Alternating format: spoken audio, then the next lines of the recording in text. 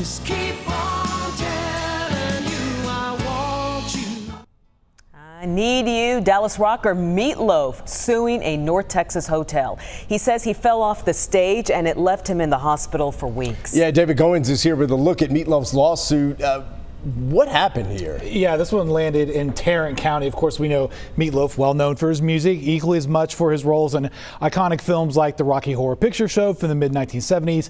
And that movie part, that's what brought him to Grapevine last May. Of course, his real name, Michael Lee Aday, that's what the lawsuit is filed under. Fans, of course, know him as Meatloaf. The 72-year-old fell off the stage at the Hyatt Regency near DFW Airport during the Texas Frightmare weekend. That was the first weekend in May, if you weren't keeping up. He sustained injuries, according to the lawsuit filed in Tarrant County.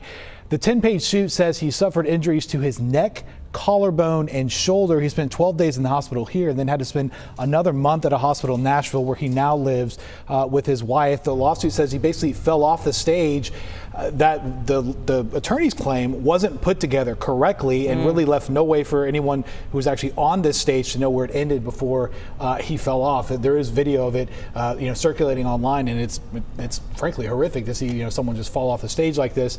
He's suing for negligence. He's also suing for lost wages, saying he has not been able to perform since this occurred 8 months ago. And for someone as well known as Meatloaf, of course, the Dallas native, that's been a big issue. Attorneys for the Hyatt Regency, as well as the Fright Fest, did not respond to comments.